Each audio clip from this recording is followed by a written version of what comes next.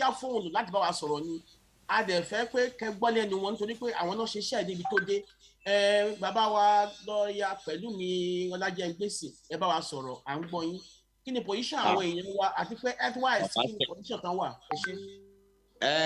ẹ ṣé mo dúpẹ́ ọ̀gá mi mo kí gbogbo wa ẹ kalẹ̀ màá kàn kí wa pé a kú oríire fún Lady K àti Ládélé pé Ọlọ́run gbà wọ́n kúrò nínú túbú DSS bí kéèsì ẹ ṣe wà ń sìn a ṣe wà ní court ẹjọ́ wà so ọ̀rọ̀ púpọ̀ kò ní sí mo kàn fẹ́ kí wa pé a kú iṣẹ́ mo lè kí gbogbo èèyàn pátá torí pa mọ̀ pé gbogbo àwọn èèyàn ló gbìyànjú pátá káàkiri orílẹ̀-èdè àgbáyé so a kàn máa kí ká dúpẹ́ lọ́wọ́ yín ẹ jẹ́ kí n wò bóyá mo lè súnmọ́ Lady K àti Ládélé kí ẹ lè rí wọn nítorí bí nǹkan ṣe rí àtẹ̀gbà wọn ní àyè láti sọ̀rọ̀ síta ìdí ni wípé case ṣì wà ní court and anything tó bá sọ ó máa wà recorded against them. wọn ò ní lè sọ̀rọ̀. Okay. tó bá ti àkókò èmi ká lè mú. You are muted. Barrister Ọlájẹ́ngbèsì, you are muted. Only mama mute ẹ tó ní nǹkan tó fẹ́ sọ.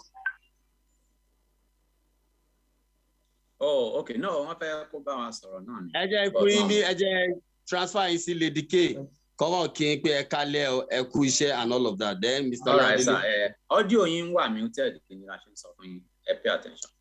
Ó ti yọ kúrò ní muted báyìí ó ti yọ sílẹ̀ tí wà okay. Ẹ kálẹ́ sà ẹ kálẹ́ o. Ẹ kálẹ́ o, Olúwa ṣeun, We love you.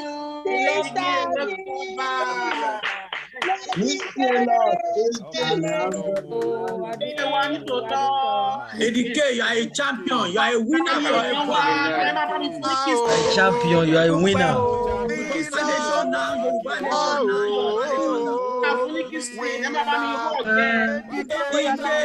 Don't win your winner. Win forever.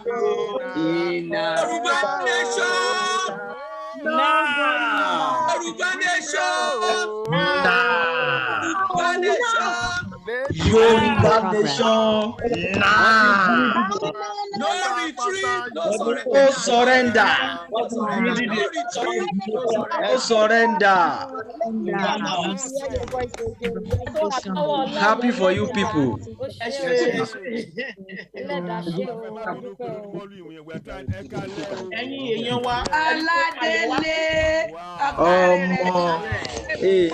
Lady K, adúpẹ́ lọ́wọ́ Elédùmarè. Ọba dẹ́dà ṣẹ̀dá. Ọba tó máa ń rínú ẹ̀dá dúpẹ́. Nínú ẹ̀dá bá ṣe rí lóbi ẹ̀dá ṣe máa yàn á dúpẹ́ o.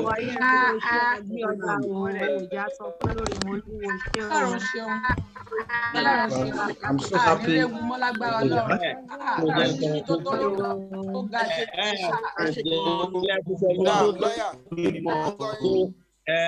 Èmi ti lọ nìyẹn. Ẹ ṣé gan-an ni. Mo wà ní pé kí n sọ fún wọn. Ẹ ṣé. Ẹ ṣé gan-an ló wá fún ṣe. Thank you. Ẹ máa jà ní agbára àṣẹ Ọlọ́run.